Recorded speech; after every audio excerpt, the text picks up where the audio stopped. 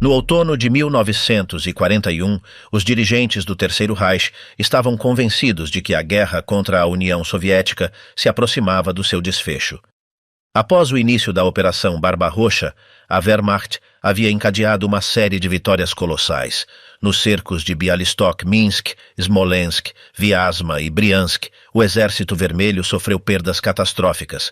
Milhões de soldados foram mortos, feridos ou capturados em apenas alguns meses. Aos olhos de Hitler e da cúpula nazista, nada parecia capaz de impedir a queda de Moscou. Mas a capital soviética não era apenas um objetivo militar. Moscou concentrava o coração político, administrativo e simbólico da União Soviética. Sua perda poderia desencadear o colapso do regime de Stalin. Por isso, enquanto os alemães avançavam, o governo soviético mobilizou recursos numa escala gigantesca. Milhares de fábricas, junto com milhões de trabalhadores e suas famílias, foram evacuados para os Urais e a Sibéria numa das maiores operações logísticas da história. A situação mudou definitivamente em dezembro de 1941. Graças aos relatórios do espião Richard Sorge a partir do Japão, Stalin soube que a Sibéria não corria perigo imediato.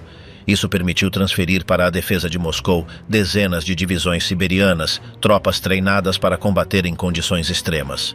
Sob o comando de Georgy Zhukov, essas forças lançaram uma contraofensiva que obrigou a Wehrmacht a recuar e frustrou o sonho de uma vitória rápida alemã. 2 anos e meio depois, a guerra havia dado uma virada radical.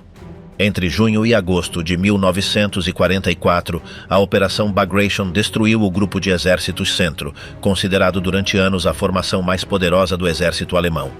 As perdas foram tão devastadoras que numerosos historiadores a consideram uma derrota ainda maior que Stalingrado. Dezenas de milhares de soldados alemães caíram prisioneiros e o caminho para a Europa Oriental ficou aberto para o Exército Vermelho.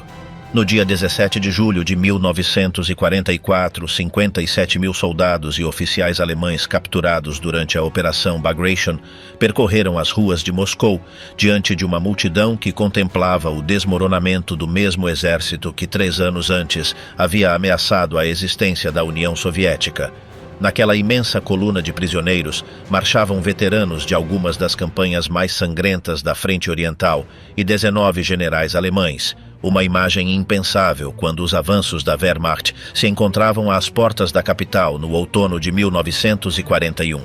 No entanto, uma vez que a marcha terminou e os prisioneiros foram embarcados nos trens que os esperavam, começou outro capítulo. O que aconteceu com aqueles homens depois do desfile dos vencidos? Hoje entramos no destino que os esperava após percorrerem as ruas de Moscou, naquele 17 de julho de 1944. A sacada bielorrussa, a armadilha que a Alemanha não soube ver. O verão de 1944 foi o momento em que a guerra começou a se voltar simultaneamente, de todos os flancos, contra a Alemanha. No dia 6 de junho, os aliados ocidentais desembarcaram na Normandia com a maior operação anfíbia da história. As manchetes dos jornais no mundo todo já falavam há dias do dia D, da frente ocidental, das praias da França. A atenção internacional estava fixada na Europa Ocidental. Nesse contexto, o que estava prestes a ocorrer na frente oriental ficou completamente eclipsado na percepção da imprensa aliada. E isso era, em parte, o que mais irritava Moscou, porque, enquanto o mundo olhava para a Normandia, o Exército Vermelho preparava em segredo a maior ofensiva coordenada de toda a guerra, uma operação que iria destroçar o próprio coração da máquina militar alemã no leste da Europa. As relações entre a União Soviética e seus aliados ocidentais haviam sido marcadas desde o início pela desconfiança e pelo desentendimento mútuo. Stalin havia anos pedia a abertura de uma segunda frente na Europa Ocidental, que aliviasse a pressão sobre a URSS. Churchill e Roosevelt haviam adiado repetidamente essa frente, optando primeiro pelo norte da África, depois pela Itália, alegando limitações logísticas. Moscou interpretava esses adiamentos como um cálculo deliberado para deixar que alemães e soviéticos se desgastassem mutuamente enquanto o Ocidente esperava. O desembarque da Normandia, em 6 de junho de 1944, chegou, da perspectiva soviética, 3 anos atrasado. Essa fricção diplomática tinha consequências diretas na informação que circulava sobre a frente oriental.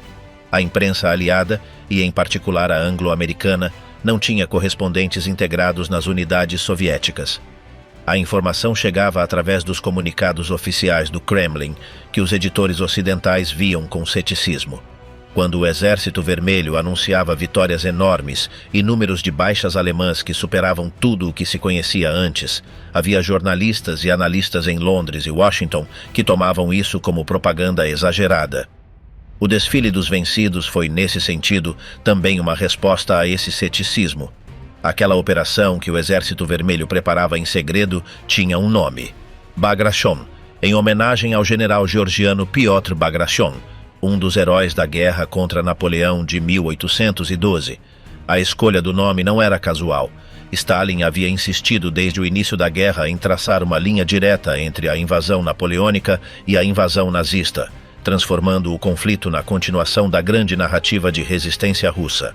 Bagration havia morrido na Batalha de Borodino em 1812 lutando contra os franceses. Batizar a ofensiva de 1944 com seu nome era uma mensagem. A Rússia voltava a defender sua terra e, dessa vez, iria destruir o invasor.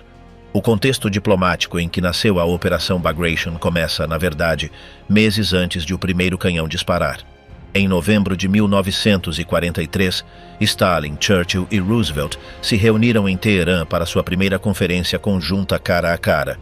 As decisões tomadas ali teriam consequências diretas sobre o que ocorreu na Bielorrússia no verão de 1944.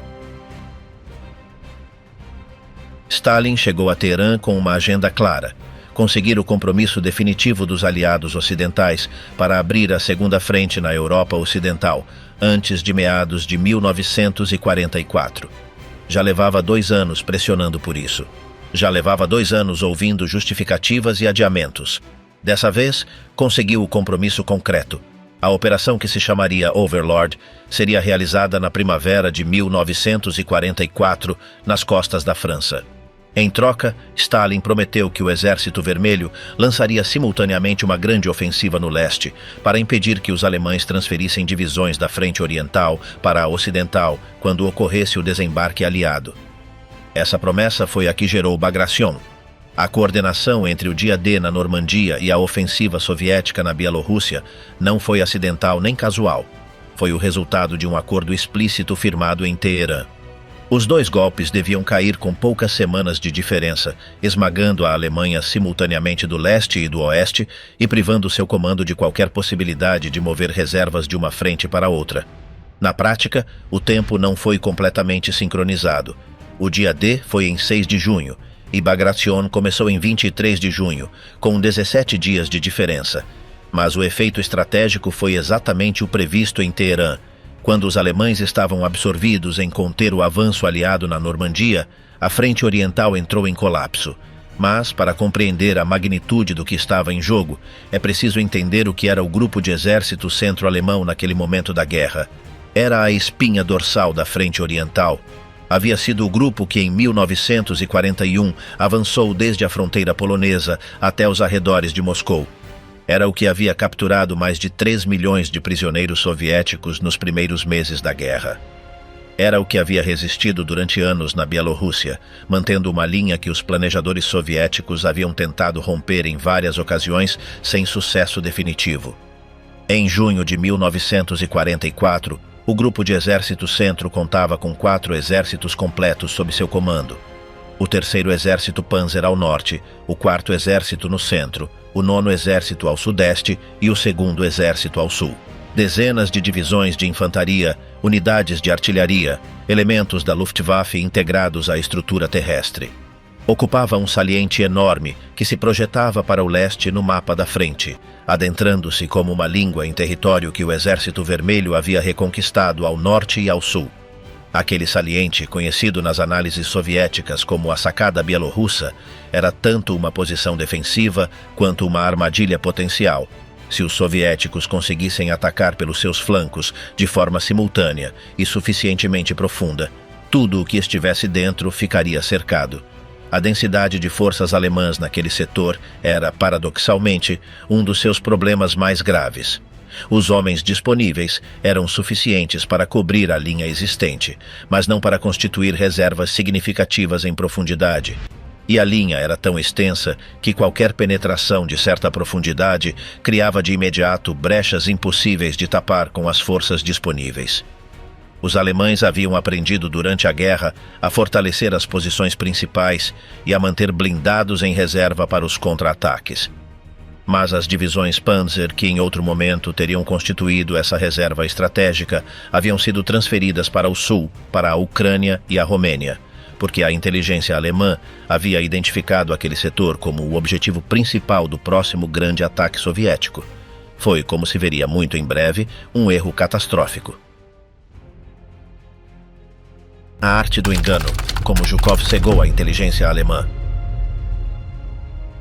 O planejamento da Operação Bagration começou meses antes de sua execução e foi, em muitos sentidos, um exercício de engano sistemático. O objetivo prioritário do Stavka, o Estado-Maior soviético, era que os alemães não soubessem onde cairia o golpe principal. E isso exigia uma campanha de desinformação de primeiro nível que os historiadores posteriores catalogariam como uma das melhores operações de engano estratégico da guerra. Os trabalhos de preparação foram realizados de noite. Os movimentos de tropas até as posições de partida eram feitos em escuridão total, com as emissões de rádio minimizadas para evitar que a inteligência alemã captasse o aumento de atividade no setor. Os engenheiros soviéticos construíam pontes falsas em zonas onde não haveria nenhum ataque real, criando a impressão de uma concentração ofensiva fictícia. Os autênticos esforços logísticos, o armazenamento massivo de munição, o deslocamento das unidades de tanques, o acúmulo de combustível eram ocultados sob redes de camuflagem e executados nas horas de menor visibilidade aérea. As estradas usadas para o transporte de suprimentos eram declaradas fora dos limites para o tráfego durante o dia. O marechal Alexander Vassilevsky e o marechal Georgy Zhukov, que supervisionavam a operação em nome do Stavka, viajaram discretamente às distintas frentes envolvidas sem uniformes que denunciassem sua patente. Os planos de ataque circulavam unicamente em formato oral entre os mais altos comandos, proibindo-se qualquer comunicação escrita que pudesse ser interceptada. Aos comandantes de nível inferior que iriam participar da ofensiva, não se comunicavam os detalhes até dias antes do início. O resultado foi que a inteligência alemã chegou à conclusão errônea de que o grande golpe soviético do verão de 1944 cairia no setor sul da frente, na Ucrânia, onde já haviam ocorrido vários ataques devastadores nos meses anteriores. Consequentemente, a maior parte das divisões Panzer alemãs disponíveis na frente oriental foi deslocada para o sul. O grupo de exército centro ficou com uma dotação de blindados ridícula para o tamanho da linha que tinha que defender. Poucas divisões Panzer diante dos milhares de tanques soviéticos que se concentravam secretamente em seus flancos. O marechal de campo Ernst Busch, comandante do grupo de exército centro, era um general competente, mas estritamente obediente. Um militar da velha escola alemã que não questionava as ordens de seus superiores e que Hitler apreciava precisamente por essa docilidade. Busch havia lutado na Primeira Guerra Mundial e nos primeiros anos da Segunda havia acumulado um histórico sólido sem grandes triunfos nem grandes desastres. O que não tinha era a independência de critério, ou a vontade de enfrentar Hitler que a situação iria exigir. Hitler havia formulado sua doutrina das praças fortes numa diretiva de março de 1944. Certas cidades-chave deveriam ser declaradas Festungen, fortalezas, e defendidas até o último homem, independentemente do que ocorresse ao seu redor. A lógica estratégica era que essas posições, ao resistir na retaguarda inimiga, desorganizariam o avanço soviético e consumiriam forças que de outro modo poderiam ser empregadas para continuar o avanço, assim como nos velhos tempos, quando as fortalezas medievais podiam deter um exército meses inteiros ou até anos. Vitebsk, Orsha, Mogilev e Bobruisk foram declaradas Festungen. Suas guarnições receberam ordens de não se retirar sob nenhuma circunstância. Vários generais alemães advertiram que essa doutrina era suicida aplicada às condições da Frente Oriental em 1944. O general Hans Jordan, no comando do 9º Exército, escreveu com amargura que seu exército se encontrava à beira de outra grande batalha, imprevisível em extensão e duração, e que a ordem de manter uma defesa absolutamente rígida tornava impossível qualquer possibilidade de sucesso tático. O general Georg Hans Reinhardt, no comando do Terceiro Exército Panzer, advertiu Busch em março de 1944 de que se Vitebsk fosse cercada, provavelmente até 5 divisões ficariam encurraladas nela. Seus protestos não foram escutados. Busch tampouco foi autorizado a recuar a linha para encurtá-la e concentrar forças. Ficou preso entre as ordens de Hitler e a realidade de uma frente que não podia sustentar com o que tinha. A ofensiva começou em 23 de junho de 1944, exatamente 3 anos e 1 dia após o início da Operação Barbarroxa. A data era, uma vez mais, deliberada. O Exército Vermelho atacava no aniversário da invasão alemã, simetria, memória, vingança. O que os soldados alemães viram se desdobrar diante deles naquela manhã não tinha precedentes em sua experiência. O artilheiro soviético Arkady Grigorievich Gurevich, veterano do Exército de Guardas número 11, descreveu assim: durante a noite de 22 para 23 de junho, escutou como os tanques tomavam posições de partida a baixa velocidade, tentando amortecer o ruído de seus motores. Ao amanhecer, todo o horizonte estava cobertor de artilharia, canhão atrás de canhão, estendendo-se até onde a vista alcançava. Na frente e atrás, à esquerda e à direita. O cronista militar registrou que quando as Katyusha dispararam a primeira salva como sinal de início, o ruído foi tão ensurdecedor que teve que gritar para se fazer entender com o companheiro que tinha ao lado, e a fumaça de seu cigarro era soprada em direção oposta pela onda de pressão dos canhonaços. A preparação artilheira no setor da Terceira Frente Bielorrussa durou 110 minutos. A concentração de fogo foi tal que em algumas zonas os soldados alemães começaram a se retirar da primeira linha durante o próprio bombardeio, sem esperar que chegasse o assalto de infantaria. E isso criou uma situação inesperada. Os batalhões de assalto soviéticos avançaram sem esperar a ordem, capturando trincheiras abandonadas antes que os próprios canhões pudessem ajustar o fogo. Por volta do meio-dia, algumas unidades do 5º Exército e do Exército de Guardas número 11 haviam penetrado 8 quilômetros em profundidade e cortado a linha ferroviária entre Vitebsk e Orsha. O político soviético, que atuava como comissário do 39º Exército, descreveu em seus relatórios algo extraordinário. Em algumas zonas, os guardas de assalto do 5º Corpo de Guardas de Fuzileiros já estavam nos ataques antes que terminasse a preparação artilheira. Não por falta de disciplina, mas porque os nazistas diante deles não conseguiram resistir sob o fogo e começaram a se retirar da primeira trincheira para a segunda.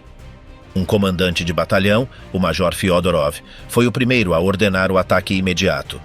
Outro batalhão fez o mesmo simultaneamente. Em pouco tempo, as companhias estavam cruzando o rio Luchesa sem pausar e penetrando nas posições artilheiras alemãs, ultrapassando 23 canhões capturados. Às 13 horas já haviam avançado até 8 quilômetros e tomado a estação ferroviária de Zamostochie. O golpe foi simultâneo em múltiplos setores. A primeira frente báltica atacou pelo norte. A terceira frente bielorrussa atacou em direção a Vitebsk. A segunda frente bielorrussa atacou em direção a Orsha e Mogilev.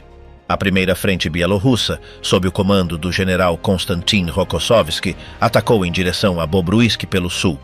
4 frentes, mais de 1,5 milhão de soldados, dezenas de milhares de peças de artilharia, milhares de tanques e aviões, tudo caindo ao mesmo tempo sobre uma linha que os alemães haviam acreditado inexpugnável. Rokossovski era, entre todos os generais soviéticos que participaram de Bagration, talvez o que tinha a história pessoal mais extraordinária. Filho de pai polonês e mãe russa, havia servido no exército imperial russo durante a Primeira Guerra Mundial, havia passado para o lado bolchevique durante a Revolução e havia ascendido até a Cavalaria Vermelha durante a Guerra Civil. Em 1937, em pleno auge do terror stalinista, foi preso pelo NKVD e acusado de espionagem para o Japão e a Polônia, acusações completamente fabricadas. Passou mais de 2 anos na prisão, sofreu várias sessões de interrogatório que incluíram golpes que lhe custaram vários dentes e esteve à beira de ser executado em várias ocasiões. Foi libertado em 1940, quando o Exército Vermelho começava a necessitar desesperadamente de todos os oficiais com experiência que pudesse encontrar, incluindo os que havia enviado ao Gulag poucos anos antes. Rokossovski voltou ao exército sem rancores aparentes, ou ao menos sem expressá-los nunca publicamente. Converteu-se em um dos melhores generais soviéticos de toda a guerra, o arquiteto do cerco de Stalingrado, um inovador tático que soube combinar a flexibilidade operacional com o rigor do planejamento. Sua contribuição para Bagration foi decisiva. A concepção do duplo envolvimento de Bobruisk, que chegou a ser considerada um modelo de arte operacional. Chegou até a ter a ousadia de discutir com Stalin sobre a disposição de suas forças durante a fase de planejamento, propondo 2 ataques de penetração separados em lugar da frente contínua que o ditador preferia. Depois que Rokossovski explicou seu raciocínio 3 vezes seguidas, Stalin o chamou de um homem cabeça dura e mandou os outros participantes saírem da sala para lhe dar tempo de refletir. Ao retornar, Rokossovski manteve sua posição. Stalin cedeu, disse que os homens cabeça dura às vezes são os que têm razão, e aprovou o plano tal como Rokossovski o havia proposto. O resultado foi a Bolsa de Bobruisk. O general Reinhardt, no comando do 3º Exército Panzer, compreendeu desde o primeiro dia que a situação era crítica. Sua ala esquerda estava cedendo ao longo de toda a sua frente. No dia 23 de junho, no final do dia, já pedia permissão a Bush para retirar o corpo de exército que guarnecia Vitebsk. A resposta foi negativa. Vitebsk era uma Festung e devia ser defendida como tal. O grupo de exércitos centro não foi empurrado para trás. Foi partido pelo meio.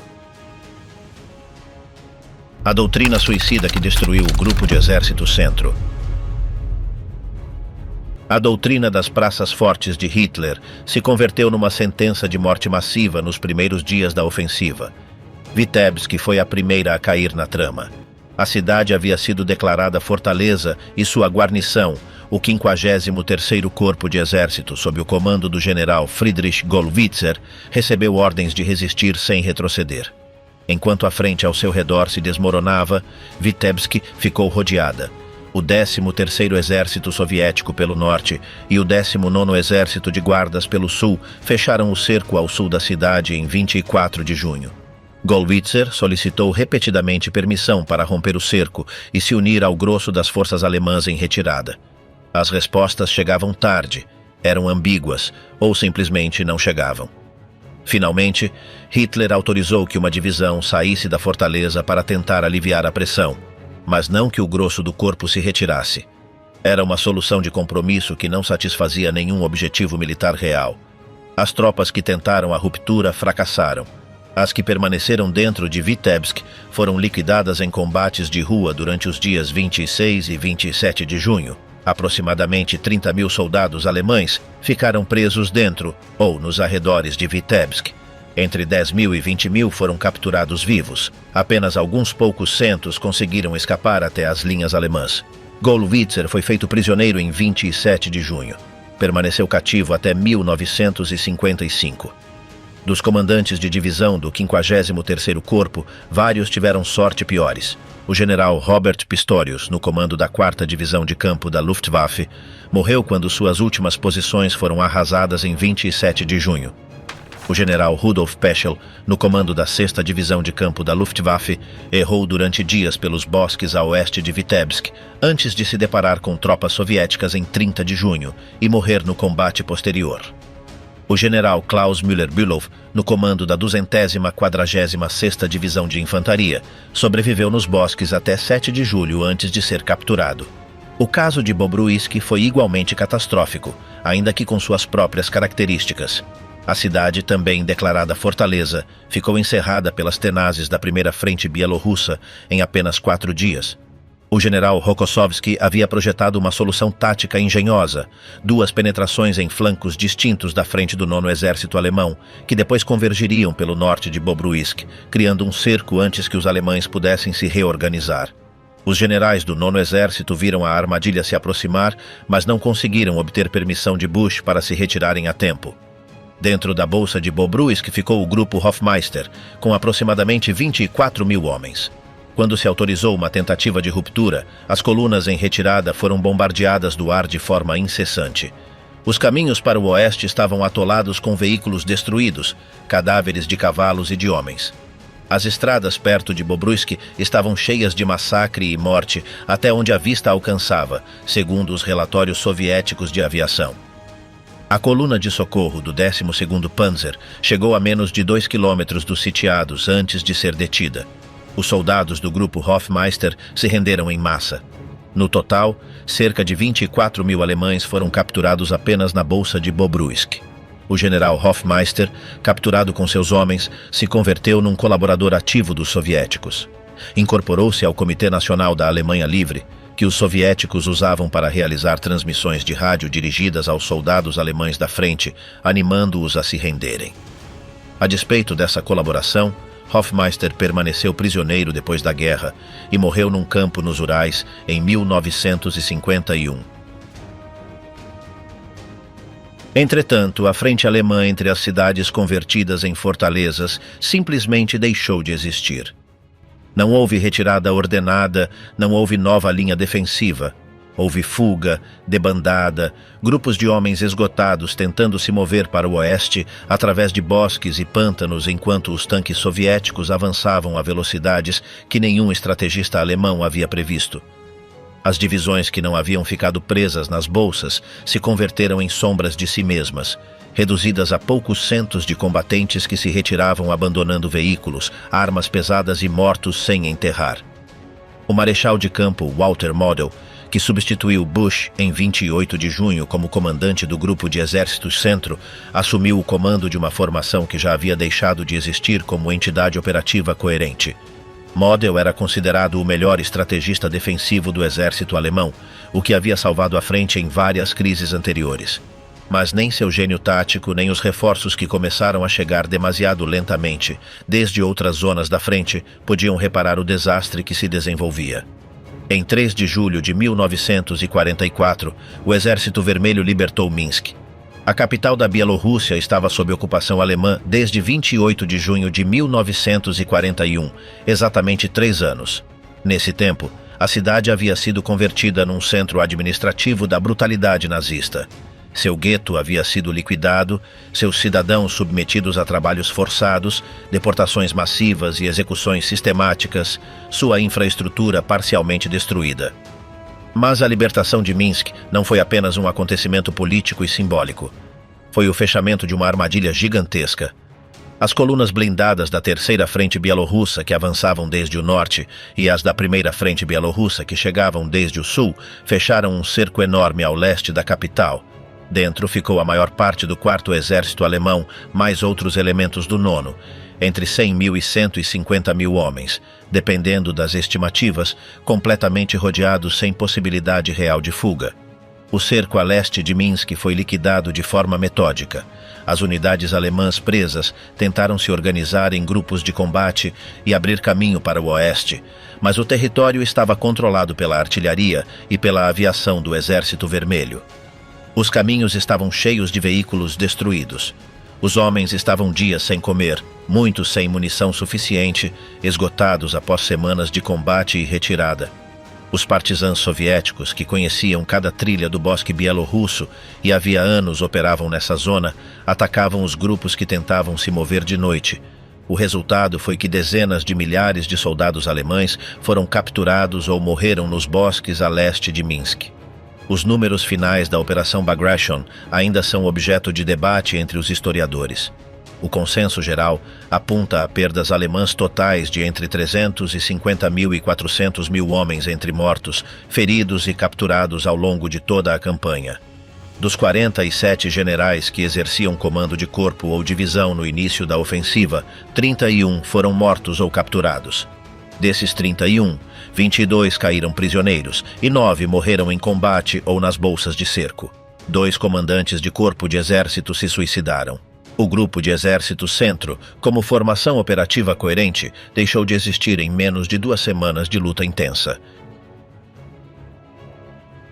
O historiador Priti Buttar, em sua análise da campanha, aponta que as perdas alemãs em Bagration superaram até mesmo as do desastre de Stalingrado e que representaram aproximadamente 1/4 de todas as baixas alemãs na frente oriental durante toda a guerra. A velocidade e a profundidade da derrota não tiveram paralelo na história militar alemã até esse momento e dificilmente seriam igualadas nos meses finais da guerra. No entanto, no mundo ocidental, eclipsada pelo desembarque na Normandia, a Operação Bagration passou quase desapercebida nos grandes jornais. Era exatamente o que Stalin queria mudar. A Bielorrússia foi, entre todos os territórios soviéticos ocupados, o que sofreu a destruição mais completa e sistemática. As estimativas de historiadores calculam que ao menos 1,36 milhão de bielorrussos morreram durante a ocupação, o que equivalia a mais de 22% da população total do país antes da guerra. Outras estimativas elevam essa cifra a 2 milhões. Era, em termos relativos à população, uma das maiores taxas de mortalidade civil de qualquer país envolvido na Segunda Guerra Mundial. A persecução e o extermínio da população judia bielorrussa foi praticamente total. Ao final da guerra, aproximadamente 1 milhão de judeus haviam sido assassinados na Bielorrússia, em fuzilamentos massivos locais, como o que ocorreu no barranco de Babi Yar, em Kiev, ou transportados para os campos de extermínio que começaram a funcionar em 1942. Na cidade de Białystok, hoje na Polônia, os alemães realizaram um pogrom em 27 de junho de 1941, apenas 5 dias depois da invasão, incendiando a grande sinagoga com mais de 700 pessoas dentro. O gueto de Minsk, que em seu auge abrigou mais de 100 mil pessoas, foi liquidado em 1943. As aldeias suspeitas de abrigar ou colaborar com partisãs eram queimadas integralmente, com seus habitantes dentro. Katyn, onde em março de 1943, Azesse e se reuniram todos os habitantes da aldeia, os trancaram num celeiro e atearam fogo, se converteu no símbolo mais conhecido dessa política. Mas foi apenas um de centenas de episódios semelhantes documentados ao longo de todo o território bielorrusso. Investigações posteriores identificaram mais de 600 aldeias destruídas por completo durante a ocupação. A resistência partisã foi brutal de ambos os lados. Os partisãs soviéticos causaram danos reais nas linhas de comunicação alemãs, explodindo pontes, descarrilando trens, emboscando comboios. As represálias alemãs seguiram uma doutrina explícita. Por cada soldado alemão morto num ataque partisã, executar entre 50 e 100 civis da zona. As operações antipartisã alemãs foram chamadas eufemisticamente de operações de segurança, mas eram fundamentalmente execuções massivas de população civil acusada ou suspeita de colaboração. Os partisãs bielorrussos, que haviam operado nos bosques e pântanos durante toda a ocupação, e que, segundo Butar, chegaram a somar mais de 55 mil combatentes nos primeiros meses de 1943, desempenharam um papel significativo na Operação Bagration, tanto antes quanto durante a ofensiva. Na noite de 19 para 20 de junho de 1944, 3 dias antes do início oficial da ofensiva, o movimento partisã coordenou uma das sabotagens ferroviárias mais massivas de toda a guerra. Numa única noite, milhares de cargas explosivas foram detonadas ao longo das linhas de ferrovia que cruzavam a Bielorrússia, provocando dezenas de milhares de cortes nas vias. O resultado foi que os sistemas de transporte alemães na região ficaram completamente paralisados no momento mais crítico, quando o comando alemão teria necessitado mover reforços e suprimentos para os pontos de penetração soviética. Foi coordenação entre o Estado-Maior soviético e o movimento partisã, executada com uma precisão que teria sido impensável nos primeiros anos da guerra. Quando o Exército Vermelho libertava povoados e cidades durante o avanço de Bagration, encontrava aldeias vazias ou reduzidas a cinzas, campos semeados de cadáveres, poços tapados. Os relatórios dos políticos e comissários soviéticos que acompanhavam as unidades combatentes registram uma e outra vez a mesma expressão. A dos civis que encontravam ao avançar, mistura de incredulidade, alívio e uma dor profunda que não cabia em palavras. A raiva dos soldados soviéticos não era abstrata nem ideológica. Muitos deles eram originários dessas regiões devastadas, ou haviam perdido familiares diretos nas zonas que haviam estado sob ocupação durante 3 anos. Foi nesse contexto, com o conhecimento do que havia ocorrido na Bielorrússia e com a magnitude da vitória que começava a se conhecer, onde surgiu a ideia do desfile. Das trincheiras da Bielorrússia às ruas da capital soviética. A ideia de transladar milhares de prisioneiros alemães até Moscou e fazê-los marchar pelas ruas da capital respondia a vários objetivos simultâneos, nenhum deles inocente. O primeiro era estritamente diplomático e informativo, demonstrar aos aliados ocidentais, de maneira irrefutável e visual, a magnitude da derrota alemã na frente oriental. A imprensa aliada havia coberto extensamente o desembarque da Normandia e expressado suas dúvidas sobre o alcance real das vitórias soviéticas no leste. Os comunicados de guerra do Exército Vermelho falavam de dezenas de divisões destruídas e centenas de milhares de prisioneiros, mas em Londres e Washington, alguns analistas os recebiam com ceticismo, considerando-os exageros propagandísticos. A Operação Bagration não havia recebido a mesma cobertura internacional que a Normandia, a despeito de ter sido militarmente muito mais devastadora para a Alemanha. Colocar 57 mil prisioneiros alemães marchando pelas ruas de Moscou, com fotografias e filmagens, era um argumento que não admitia réplica. O segundo objetivo era interno: elevar o moral da população soviética. 3 anos de guerra haviam deixado a União Soviética com dezenas de milhões de vítimas civis e militares, cidades inteiras em ruínas, e uma economia que se sustentava exclusivamente pelo esforço bélico à custa de privações enormes para a população. O povo soviético precisava ver, de forma tangível, que a vitória estava chegando, que o inimigo que havia causado tanto sofrimento já não era invencível, que estava sendo derrotado, que o fim da guerra não era uma ilusão. O terceiro objetivo era simbólico e era o mais antigo de todos. Moscou havia sido o objetivo final da Operação Barbarroxa. Os nazistas haviam planejado seu próprio desfile de vitória na Praça Vermelha. Agora seriam eles que desfilariam, mas não como vencedores e sim como vencidos. A inversão completa do cenário imaginado por Hitler em 1941 era um golpe propagandístico de uma eloquência que não precisava de nenhuma explicação adicional. A organização do evento recaiu sobre o NKVD, a polícia política e de segurança do Estado soviético, sob a direção de seu chefe, Lavrenti Beria. A operação recebeu o nome código de Operação Grande Valsa, em homenagem ao filme musical norte-americano de 1938, A Grande Valsa, um filme sobre Johann Strauss, que era um dos favoritos de Stalin. Há quem tenha apontado que o nome também aludia à natureza circular do percurso previsto. Os prisioneiros iriam marchar ao longo do Anel dos Jardins, a grande avenida circular que rodeia o centro de Moscou, completando algo parecido a uma volta de valsa em torno da cidade. Um dos poucos documentos de preparação que chegaram ao domínio público é uma nota de Beria ao Comitê de Defesa do Estado, datada de 15 de julho de 1944, informando que os prisioneiros de guerra seriam conduzidos pelas ruas de Moscou a partir das 11 horas do dia 17 de julho. A brevidade do documento contrastava com a magnitude do operativo que descrevia. Muitos dos arquivos relacionados à preparação do evento continuam classificados ou não foram divulgados publicamente. A logística do evento foi extraordinária e foi executada no mais estrito sigilo. Nem os soldados que escoltariam os prisioneiros, nem os próprios prisioneiros, nem os cidadãos de Moscou sabiam nada do que estava sendo preparado. A partir de 14 de julho, começaram a chegar a Moscou 18 trens carregados de prisioneiros procedentes dos campos de concentração provisórios estabelecidos na Bielorrússia depois da ofensiva. Outros 8 trens chegaram posteriormente. Os prisioneiros foram alojados em 2 instalações, o Estádio Dínamo e o Hipódromo de Moscou, ambas grandes superfícies fechadas onde podiam ser contidos sem que a população da cidade soubesse o que estava acontecendo em seu interior.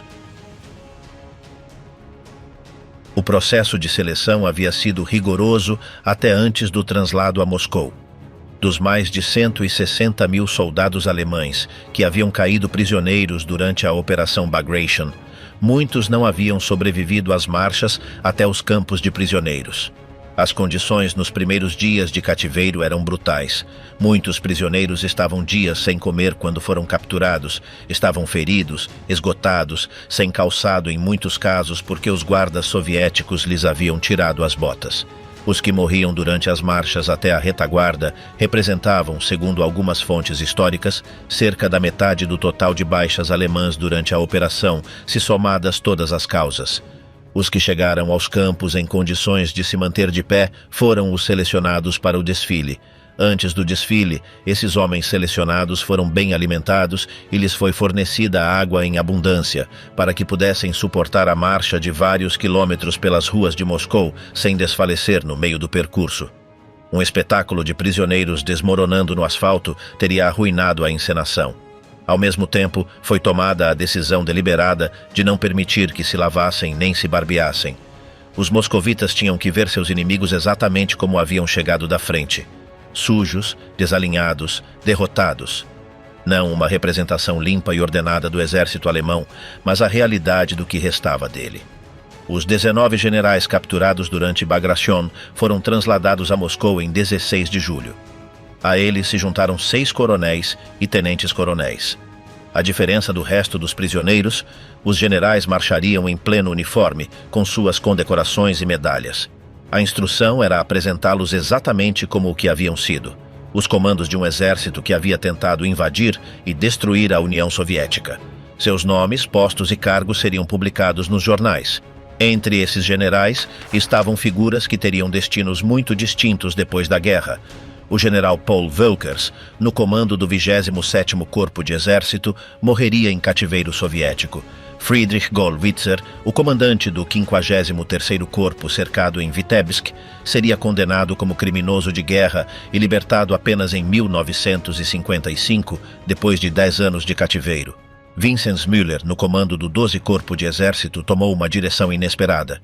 Converteu-se num colaborador ativo dos soviéticos, abraçou o antinazismo e, depois de ser libertado em 1948, incorporou-se ao exército da Alemanha Oriental, onde alcançou o posto de general no novo Exército Nacional Popular da RDA. Sua morte em 1961 foi classificada como suicídio, ainda que as circunstâncias nunca tenham ficado totalmente claras. Adolf Hamann, o comandante da fortaleza de Bobruisk, conhecido por sua dureza tanto com a população civil quanto com seus próprios soldados, foi julgado depois da guerra por crimes de guerra. Gottfried von Erdmannsdorf, o comandante de Mogilev, teve sorte similar. A segurança do evento foi planejada com detalhe obsessivo. Embora visualmente os prisioneiros parecessem estar custodiados por um punhado de soldados soviéticos e cavaleiros com sabres, a realidade era completamente distinta. Dezenas de milhares de soldados do Exército Vermelho e aproximadamente 12.000 agentes e tropas do NKVD estavam desdobrados ao longo do percurso para garantir a ordem. O risco de que a multidão tentasse atacar os prisioneiros não era hipotético, dado o que a população de Moscou sabia sobre o que os alemães haviam feito nos territórios ocupados. A rota foi projetada com precisão. O grupo principal, de aproximadamente 42.000 homens, sairia do hipódromo de Moscou e marcharia pela Avenida Leningrado e a Rua Tverskaya, conhecida então como Rua Gorky, até a Praça Mayakovsky e desde ali pelo Anel dos Jardins até a estação ferroviária de Kursk. O grupo secundário, de cerca de 15.000 homens, percorreria o Anel dos Jardins em direção oposta até chegar à estação de Kanatchikovo. As duas rotas formavam juntas algo parecido a um anel completo em torno do coração de Moscou. O coronel-general Pavel Artemiev, comandante do Distrito Militar de Moscou, esteve a cargo do dispositivo global de escolta. A ordem pública e a segurança dos itinerários foram responsabilidade do comandante da guarnição de Moscou, o general Kuzma Sinilov, e do chefe da polícia de Moscou, o comissário Viktor Romanchenko. Era um dispositivo de segurança comparável ao de uma visita de Estado da mais alta categoria, porém na direção inversa. Os cidadãos de Moscou souberam do acontecimento pelo rádio na madrugada de 17 de julho. O chefe da polícia de Moscou emitiu um comunicado publicado na parte posterior do Pravda, informando que 57.600 prisioneiros de guerra alemães seriam conduzidos pelo centro da cidade a partir das 11 horas, detalhando as rotas e advertindo que o tráfego ficaria restrito. Instou-se os cidadãos a respeitar a ordem mantida pela polícia e não perturbar os prisioneiros de nenhuma maneira. Era uma advertência que, no contexto soviético de 1944, tinha o peso de uma ordem. A manhã de 17 de julho de 1944 amanheceu com uma temperatura moderada em Moscou. Desde as primeiras horas, os cidadãos que haviam escutado o rádio começaram a ocupar as calçadas do percurso previsto. Estima-se que mais de 120 mil pessoas, entre residentes da cidade e visitantes chegados de outros pontos do país, se congregaram ao longo das ruas. Às 11 horas em ponto, os prisioneiros começaram a sair do hipódromo em colunas de 600 homens, 20 por fileira. Esse formato, 600 homens em fileiras de 20, se repetiu ao longo de todo o percurso, criando uma procissão que as testemunhas descreveram como interminável. De qualquer ponto da rota, a coluna se estendia até onde a vista alcançava em ambas as direções. Os generais marchavam à frente. Usavam seus uniformes completos com suas condecorações, exatamente como havia sido planejado. Eram 19 generais e 6 coronéis, num total de 25 homens com comando superior. Seguiam-nos mais de 1.200 oficiais de diferentes postos, também com seus uniformes, ainda que em muitos casos em condições deploráveis. E detrás deles, a massa de soldados rasos e suboficiais, com a roupa com que haviam sido capturados, sem nenhum tipo de estandarte nem fanfarra, sem música nem marchas militares.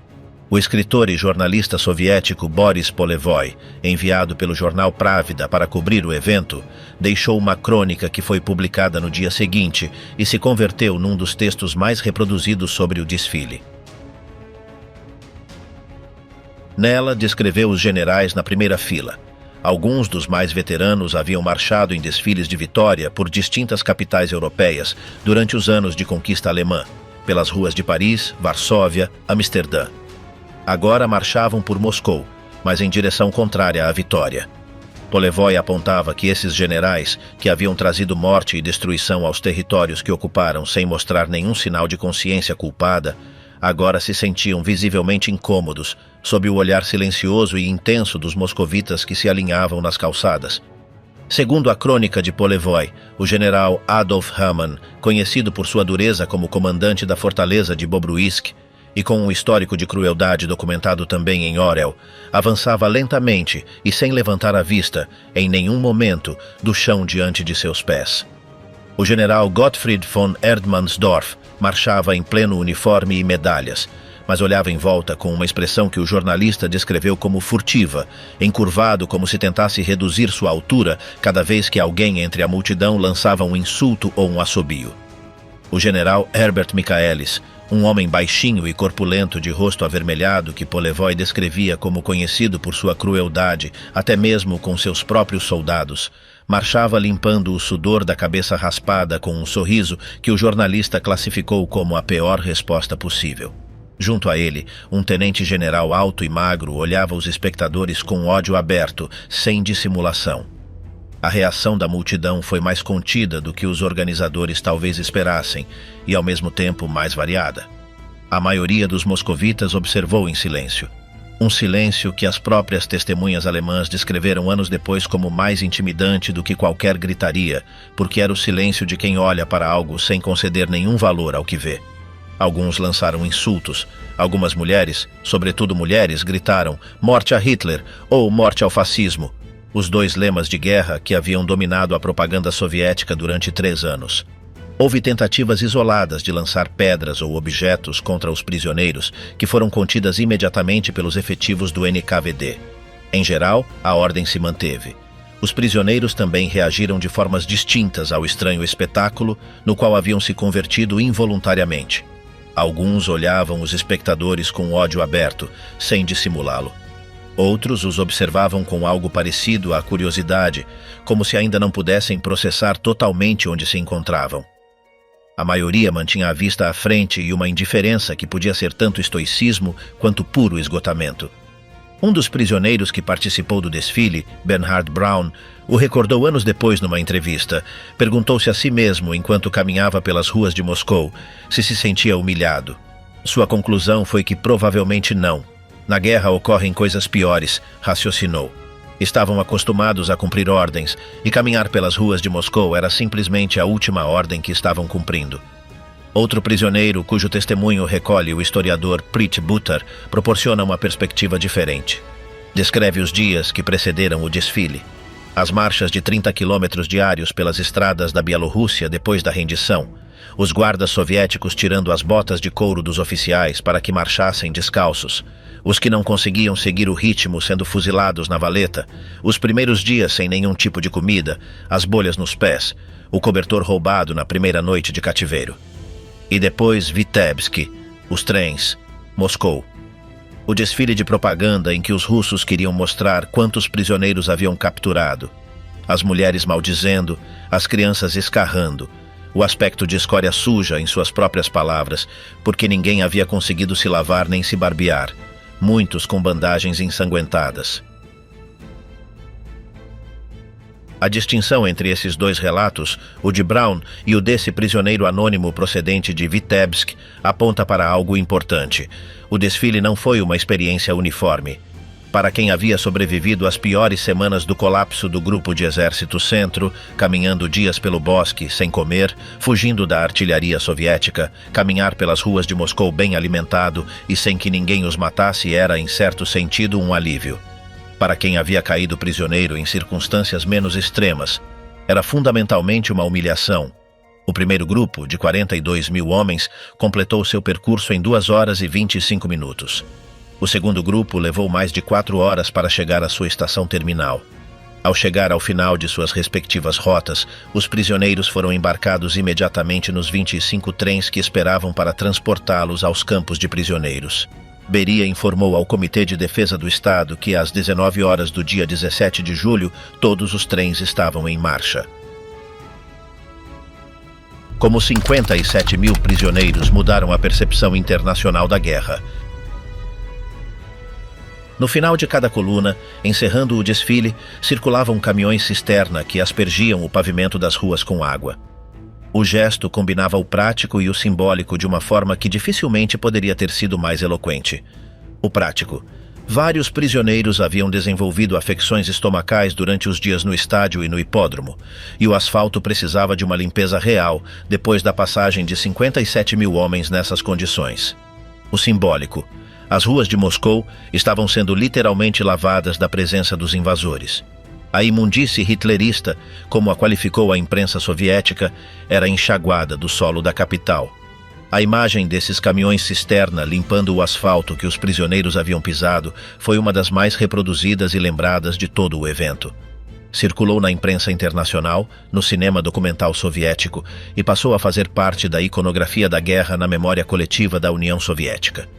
Era um final perfeito para uma encenação que havia sido calculada com precisão milimétrica desde o início. A mensagem que esse gesto transmitia era de uma economia narrativa perfeita. O que havia passado pelas ruas de Moscou não merecia nenhuma marca duradoura, nenhum rastro, nenhuma pegada. Apenas água limpa.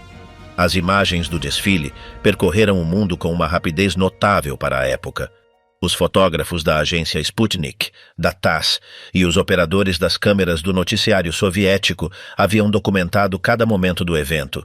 Os generais marchando com suas medalhas, as colunas de soldados ao longo da rua Tverskaya, as multidões em silêncio nas calçadas, os caminhões cisterna ao final da procissão. As filmagens em preto e branco captaram a escala do evento com uma claridade que não deixava espaço para dúvida. O New York Times, de 18 de julho de 1944, publicou a notícia com o título 57 mil nazistas desfilam em Moscou como prisioneiros da Rússia Branca. O correspondente W. H. Lawrence, que cobriu o evento desde a capital soviética, descrevia o desfile com detalhe, as colunas de homens que pareciam intermináveis, a reação contida do público moscovita, os generais à frente com seus uniformes e condecorações. Era difícil argumentar que se tratava de exagero propagandístico quando havia 57 mil prisioneiros fisicamente visíveis nas ruas de uma capital aliada, e as fotografias o documentavam com nitidez. O efeito sobre a percepção internacional da campanha soviética foi imediato. As dúvidas da imprensa aliada sobre os números que Moscou dava das perdas alemãs na frente oriental se evaporaram. Se havia 57 mil prisioneiros desfilando pelas ruas de Moscou, havia havido uma catástrofe alemã de dimensões extraordinárias, e de fato havia havido. O Grupo de Exército Centro, a espinha dorsal da presença militar alemã no leste, havia deixado de existir como entidade combatente. No entanto, há também dimensões do evento que a cuidadosa encenação soviética mantinha fora do campo visual dos espectadores, dentro e fora da União Soviética. O fato de que esses 57 mil homens representavam apenas uma fração dos mais de 160 mil alemães capturados durante a operação. Os que desfilaram por Moscou haviam sido selecionados precisamente porque eram os mais robustos, os que podiam suportar vários quilômetros de marcha sem desmoronar. Os que não estavam em condições físicas de fazê-lo haviam sido descartados, e antes disso, os que não haviam sobrevivido às marchas iniciais desde os lugares de captura até os campos provisórios já haviam ficado pelo caminho. O destino dos prisioneiros alemães em poder da União Soviética durante a Segunda Guerra Mundial é um dos capítulos mais sombrios do conflito que, com frequência, ficam fora do foco dos grandes relatos. Dos mais de 3 milhões de soldados alemães capturados pelo Exército Vermelho ao longo de todo o conflito, aproximadamente 1 milhão morreu em cativeiro. As condições nos campos soviéticos eram extremas. Frio intenso nas instalações do interior do país, fome crônica, trabalhos forçados em condições fisicamente devastadoras. A mortalidade nos primeiros meses de cativeiro foi especialmente alta porque os homens chegavam já em estado de extenuação física. A maior parte dos prisioneiros do desfile de Moscou não foi libertada até a morte de Stalin em 1953, e alguns não retornaram à Alemanha até 1955. É preciso dizer, para que o quadro seja completo, que o próprio Butar aponta em sua análise da campanha que o tratamento dado aos prisioneiros alemães, ainda que degradante e frequentemente fatal para milhares deles, era incomparavelmente mais benigno do que aquele que havia recebido o Exército Vermelho nas mãos alemãs. Calcula-se que cerca de 2 milhões de soldados soviéticos morreram de fome nos campos de prisioneiros alemães apenas durante os primeiros 8 meses da guerra. A disciplina de fome com que a Wehrmacht tratou os prisioneiros soviéticos foi uma política deliberada, baseada em considerações ideológicas que os negavam como seres humanos e no cálculo de que quanto menos prisioneiros soviéticos sobrevivessem, menos bocas haveria para alimentar no esforço de guerra alemão. As estimativas totais de soldados soviéticos mortos em cativeiro alemão durante toda a guerra rondam os 3,5 milhões. Nenhuma dessas circunstâncias torna os sofrimentos no cativeiro soviético aceitáveis, mas situa o evento de 17 de julho de 1944 em seu contexto histórico completo. O desfile dos vencidos não foi um ato de clemência, foi um ato de triunfo político e propagandístico. Os homens que marcharam por Moscou naquela manhã de julho passariam em muitos casos uma década a mais em campos de trabalho antes de retornar a uma Alemanha, que àquela altura já era um país diferente daquele que haviam deixado. O impacto na Alemanha e os desfiles em vingança. A reação do alto comando alemão ao desfile de Moscou foi, segundo as fontes disponíveis, de furor. O evento havia sido uma demonstração de poder tão espetacular e tão bem documentada que resultava impossível minimizá-la ou contradizê-la com argumentos propagandísticos. O dano à imagem de invencibilidade da Wehrmacht era irreparável porque as provas estavam nas fotografias que circulavam na imprensa internacional. Segundo fontes históricas, o comando alemão ordenou apressadamente organizar seu próprio contradesfile de prisioneiros aliados em Paris, fazendo marchar soldados americanos e britânicos capturados pelas ruas da capital francesa. O resultado foi, em todos os sentidos, uma imagem do declínio alemão. O desfile parisiense foi consideravelmente menor em número e em impacto visual, e foi percebido internacionalmente como o que era, uma resposta improvisada a um golpe propagandístico superior. Quando ocorreu, os aliados já estavam consolidando sua posição na Normandia e preparando o avanço para Paris. A cidade seria libertada em 25 de agosto de 1944, menos de 6 semanas depois do desfile de Moscou. O contradesfile alemão ficou como um último gesto de uma potência que já estava em retirada em todas as frentes. Um mês depois do evento de Moscou, em 16 de agosto de 1944, ocorreu em Kiev uma marcha similar.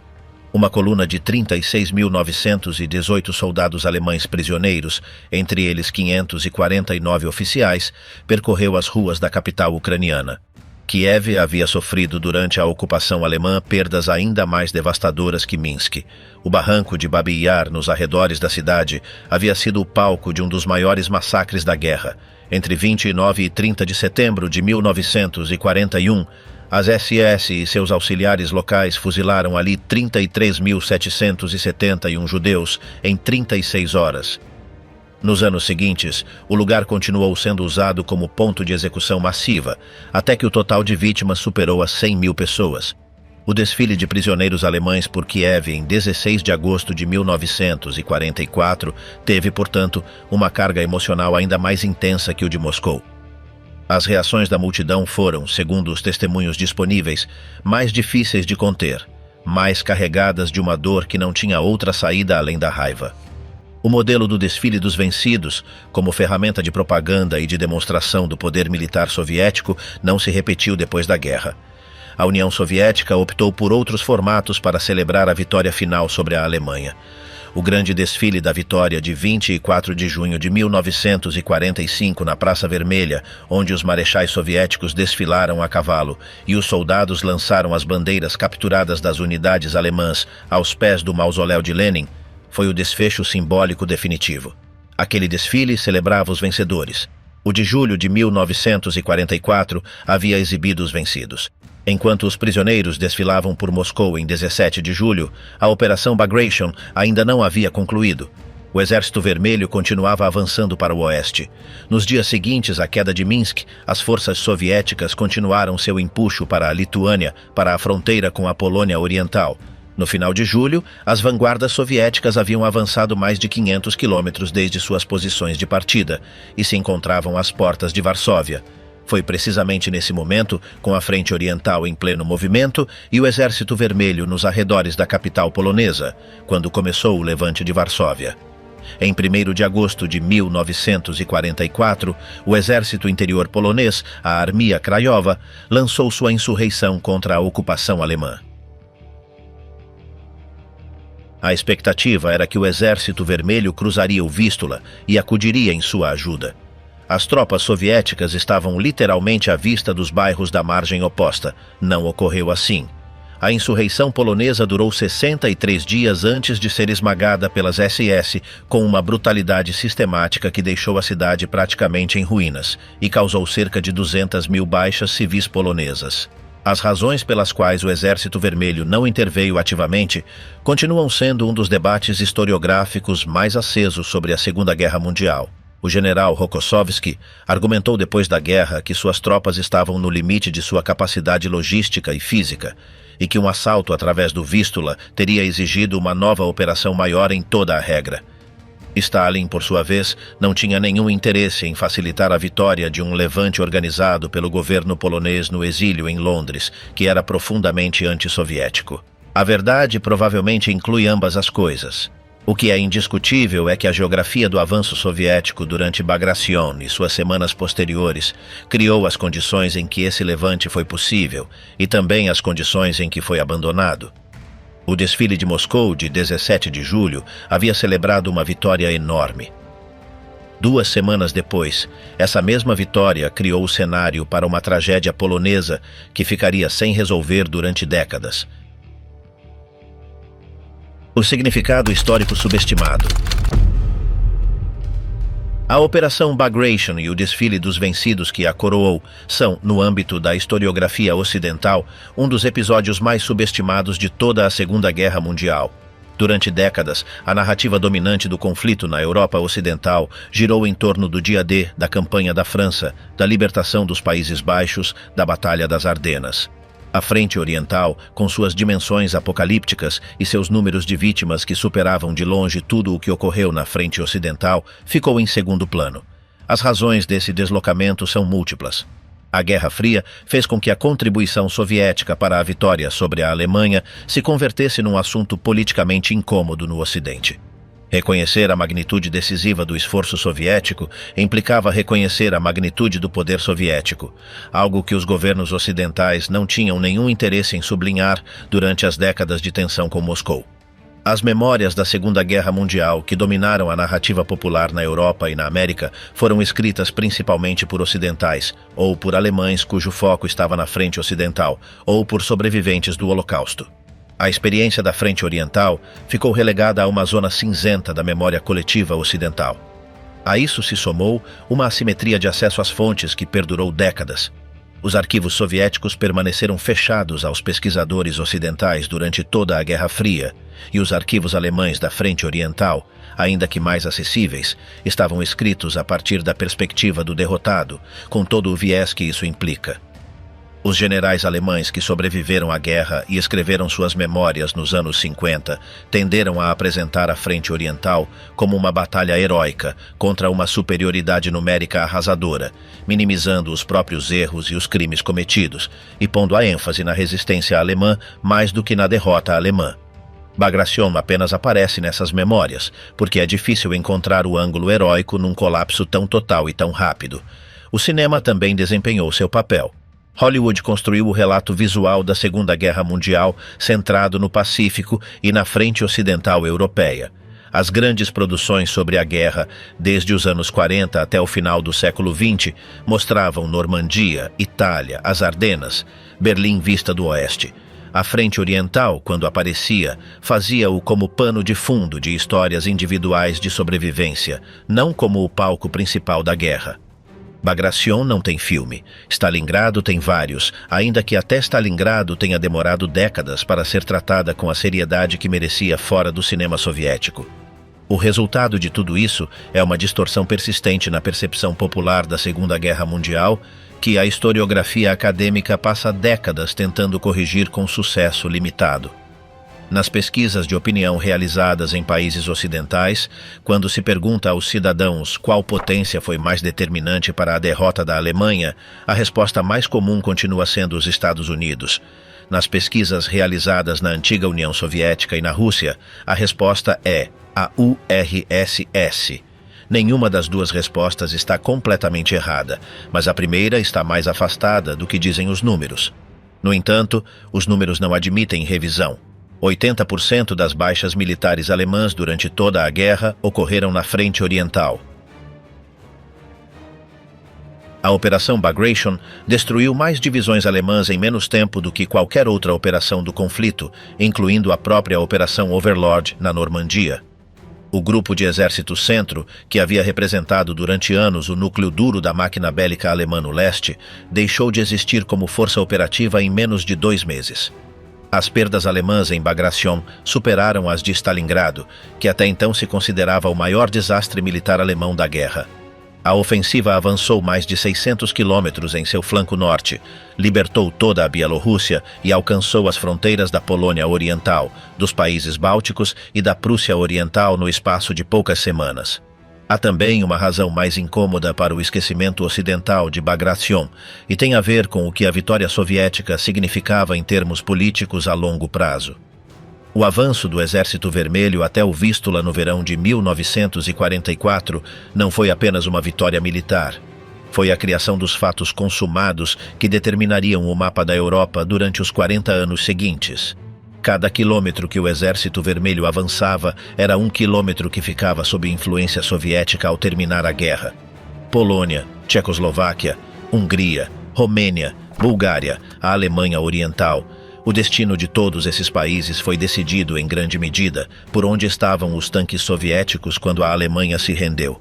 E esses tanques estavam onde estavam porque Bagration os havia levado até ali.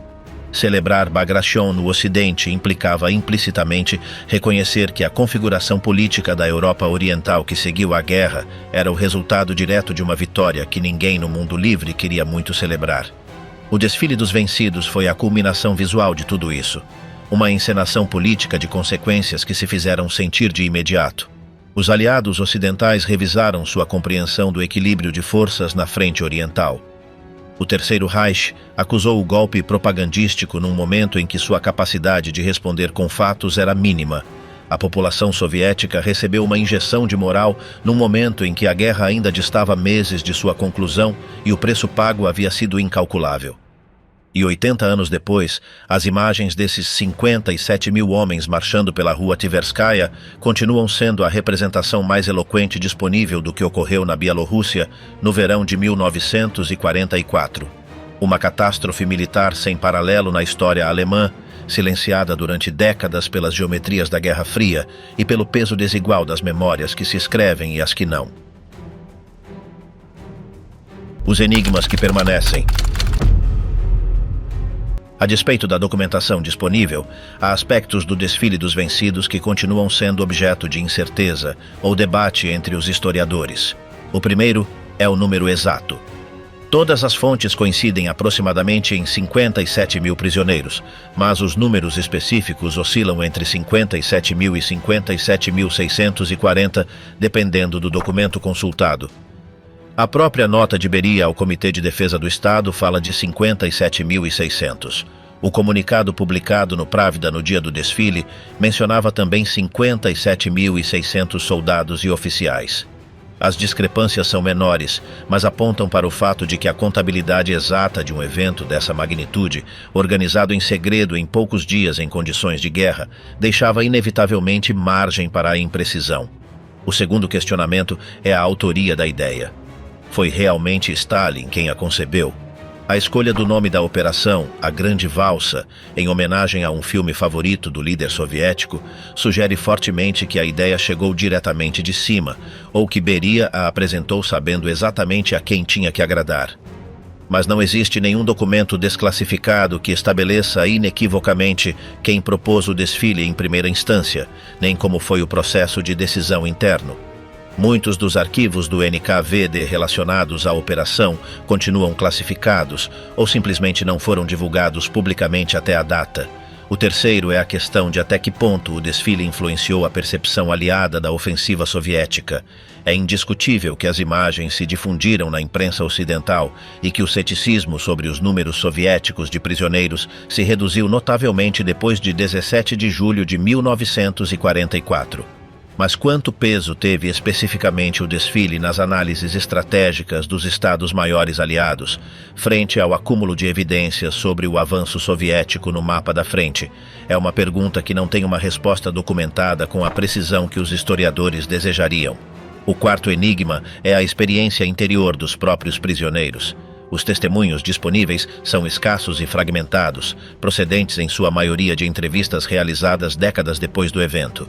Os que existem mostram uma gama de reações que vai do estoicismo ao embotamento, do ressentimento a algo parecido com o alívio de continuar vivo.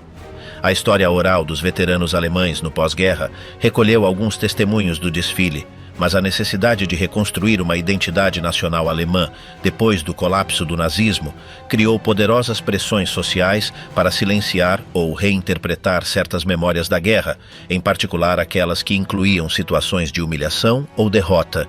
O que realmente pensaram e sentiram os homens que marcharam pelas ruas de Moscou naquele 17 de julho de 1944 é algo que os arquivos e os testemunhos apenas iluminam parcialmente. Há também uma pergunta que nenhuma fonte responde totalmente satisfatoriamente. O que pensavam os cidadãos de Moscou que olhavam em silêncio das calçadas? Quantos deles haviam perdido familiares na frente? Quantos vinham da Bielorrússia ou da Ucrânia e haviam vivido sob a ocupação alemã? Quantos deles olhavam os prisioneiros com ódio e quantos com algo mais complexo, uma mistura de triunfo e de esgotamento que não tinha nome exato? Os arquivos soviéticos recolhem relatórios sobre o comportamento da multidão, sobre as tentativas de agressão aos prisioneiros e como foram controladas. Mas a vida interior desses 120 mil espectadores, o que cada um deles sentiu durante as horas que passaram olhando passar os vencidos, isso não está em nenhum arquivo. O último ato.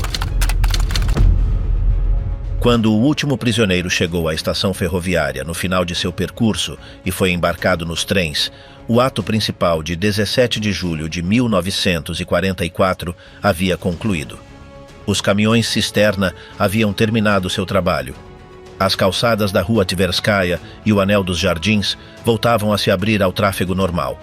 Os cidadãos de Moscou retornavam às suas casas ou a seus postos de trabalho nas fábricas de armamento que não haviam parado de produzir em nenhum momento. Na frente oriental, a Operação Bagration continuava em marcha. Os exércitos soviéticos continuavam empurrando para o oeste, para a Lituânia, para a fronteira com a Polônia, para o Vístula. A guerra duraria ainda 10 meses mais, com tudo o que esses 10 meses significavam em termos de combates, de destruição e de vítimas em ambos os lados.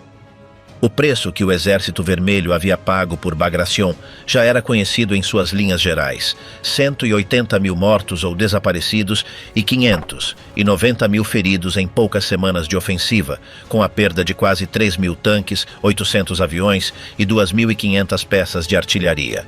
Os 57 mil homens que desfilaram por Moscou passaram aos campos de prisioneiros. A maioria não veria a Alemanha novamente até 1953. E alguns até 1955. Vários morreram em cativeiro.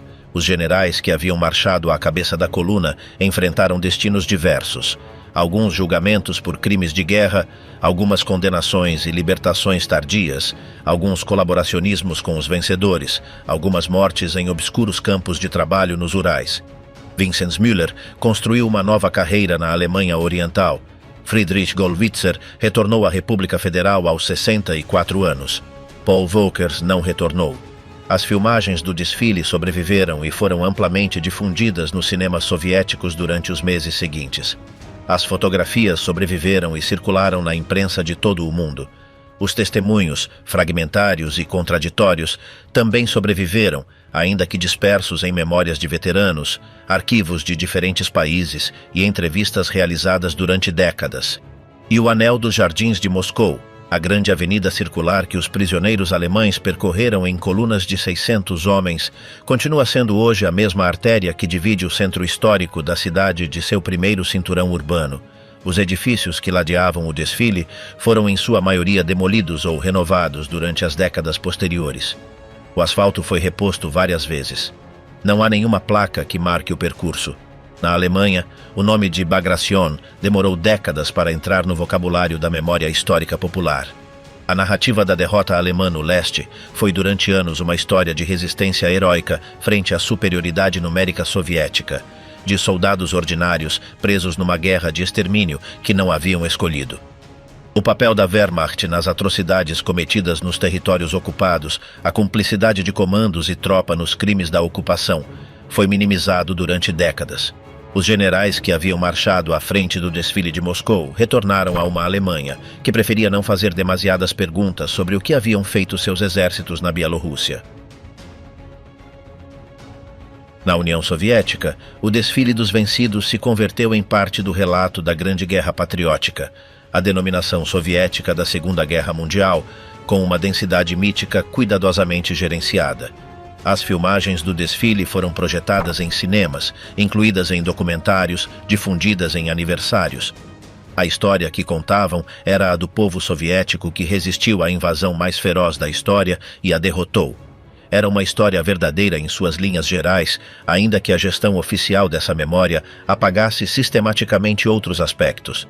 As purgas de 1937 e 1938, que haviam decapitado o comando do Exército Vermelho na véspera da guerra, as deportações de povos inteiros acusados de colaboracionismo, o tratamento dos soldados soviéticos que haviam caído prisioneiros e retornavam como suspeitos automáticos.